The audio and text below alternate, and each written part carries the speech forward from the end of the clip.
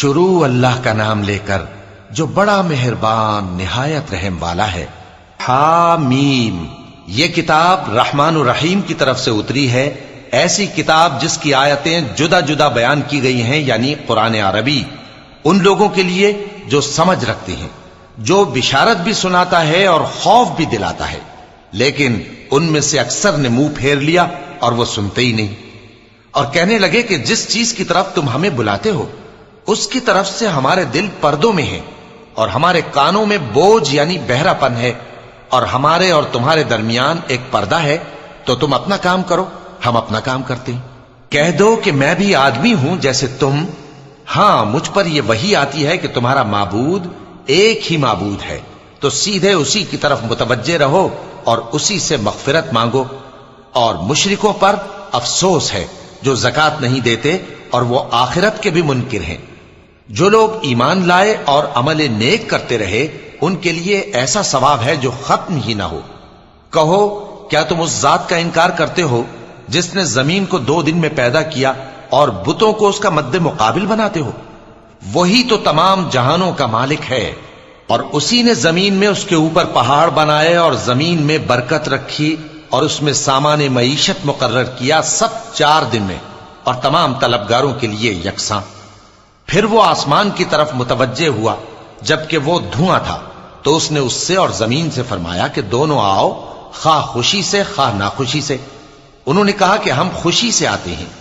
پھر اس نے 2 دن میں 7 آسمان بنائے اور ہر آسمان میں اس کے کام کا حکم بھیجا، اور ہم نے آسمان دنیا کو چراغوں یعنی ستاروں سے سجایا اور شیطانوں سے محفوظ رکھا۔ یہ اسی زبردست باخبر کے مقرر کیے ہوئے اندازے ہیں۔ پھر اگر یہ منہ پھیر لیں تو کہہ دو کہ میں تم کو ایسی چنگھاڑ کے عذاب سے آگاہ کرتا ہوں جیسے عاد اور سمود پر چنگھاڑ کا عذاب آیا تھا، جب ان کے پاس پیغمبر ان کے آگے اور پیچھے سے آئے کہ اللہ کے سوا کسی کی عبادت نہ کرو، تو وہ کہنے لگے کہ اگر ہمارا پروردگار چاہتا تو فرشتے اتار دیتا، سو جو تم دے کر بھیجے گئے ہو ہم اس کو نہیں مانتے۔ اب جو عاد والے تھے وہ ناحق ملک میں تکبر کرنے لگے اور کہنے لگے کہ ہم سے بڑھ کر قوت میں کون ہے؟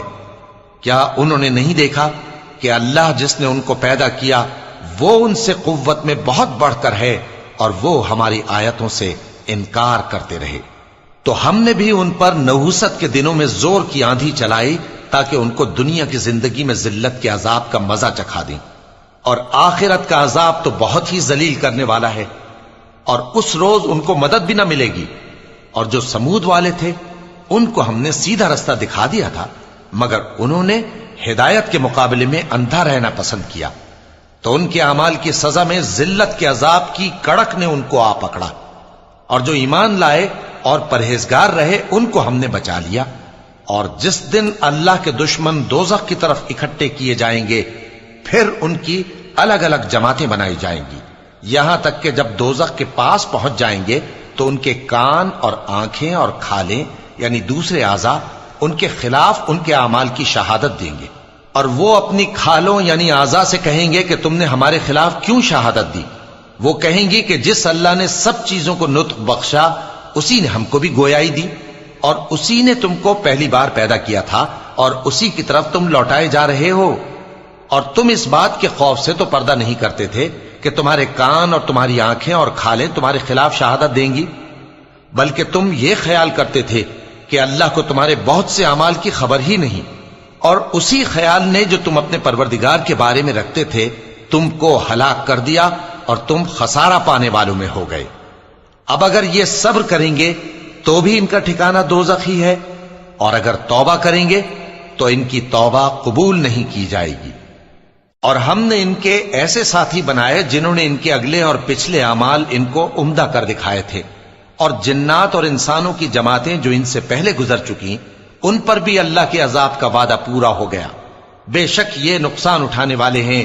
اور کافر کہنے لگے کہ اس قرآن کو سنا ہی نہ کرو، اور جب پڑھنے لگے تو شور مچا دیا کرو تاکہ تم غالب رہو۔ سو ہم بھی کافروں کو سخت عذاب کے مزے چکھائیں گے اور ان کے برے اعمال کی جو وہ کرتے تھے سزا دیں گے۔ یہ اللہ کے دشمنوں کا بدلہ ہے یعنی دوزخ، ان کے لیے اسی میں ہمیشہ کا گھر ہے۔ یہ اس کی سزا ہے کہ ہماری آیتوں سے انکار کرتے تھے۔ اور کافر کہیں گے کہ اے ہمارے پروردگار، جنوں اور انسانوں میں سے جن لوگوں نے ہم کو گمراہ کیا تھا ان کو ہمیں دکھا کہ ہم ان کو اپنے پاؤں تلے روند ڈالیں تاکہ وہ سب سے نیچے رہیں۔ جن لوگوں نے کہا کہ ہمارا پروردگار اللہ ہے، پھر وہ اس پر قائم رہے، ان پر فرشتے اتریں گے اور کہیں گے کہ نہ خوف کرو اور نہ غمناک ہو، اور بہشت کی جس کا تم سے وعدہ کیا جاتا ہے خوشی مناؤ۔ ہم دنیا کی زندگی میں بھی تمہارے دوست تھے اور آخرت میں بھی تمہارے رفیق ہیں، اور وہاں جس نعمت کو تمہارا جی چاہے گا تم کو ملے گی، اور جو چیز طلب کرو گے تمہارے لیے موجود ہوگی۔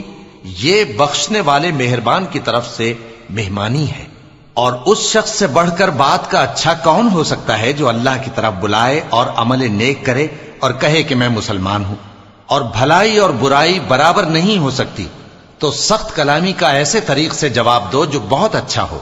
ایسا کرنے سے تم دیکھو گے کہ جس میں اور تم میں دشمنی تھی وہ تمہارا گرم جوش دوست ہے، اور یہ بات انہی لوگوں کو حاصل ہوتی ہے جو برداشت کرنے والے ہیں، اور انہی کو نصیب ہوتی ہے جو بڑے صاحب نصیب ہیں۔ اور اگر تمہیں شیطان کی جانب سے کوئی وسوسہ پیدا ہو تو اللہ کی پناہ مانگ لیا کرو، بے شک وہ سنتا ہے، جانتا ہے۔ اور رات اور دن اور سورج اور چاند اس کی نشانیوں میں سے ہیں۔ تم لوگ نہ تو سورج کو سجدہ کرو اور نہ چاند کو، بلکہ اللہ ہی کو سجدہ کرو جس نے ان چیزوں کو پیدا کیا ہے، اگر تم کو اس کی عبادت منظور ہے۔ پھر اگر یہ لوگ سرکشی کریں تو اللہ بھی ان سے بے نیاز ہے، کیونکہ جو فرشتے تمہارے پروردگار کے پاس ہیں وہ رات دن اس کی تسبیح کرتے رہتے ہیں اور کبھی تھکتے ہی نہیں۔ چونکہ آیت سجدہ تلاوت کی گئی ہے لہذا سامعین پر سجدہ واجب ہے۔ اور اے بندے، یہ اسی کی قدرت کے نمونے ہیں کہ تو زمین کو دبی ہوئی یعنی خشک دیکھتا ہے، پھر جب ہم اس پر پانی برسا دیتے ہیں تو وہ شاداب ہو جاتی اور پھولنے لگتی ہے۔ بے شک وہ جس نے زمین کو زندہ کیا وہی مردوں کو زندہ کرنے والا ہے، بے شک وہ ہر چیز پر قادر ہے۔ بے شک جو لوگ ہمارے احکام سے انحراف کرتے ہیں وہ ہم سے پوشیدہ نہیں ہے۔ بھلا جو شخص دوزخ میں ڈالا جائے وہ بہتر ہے یا وہ جو قیامت کے دن بے خوف ہو کر آئے؟ تو خیر، جو چاہو سو کر لو، جو کچھ تم کرتے ہو وہ اس کو دیکھ رہا ہے۔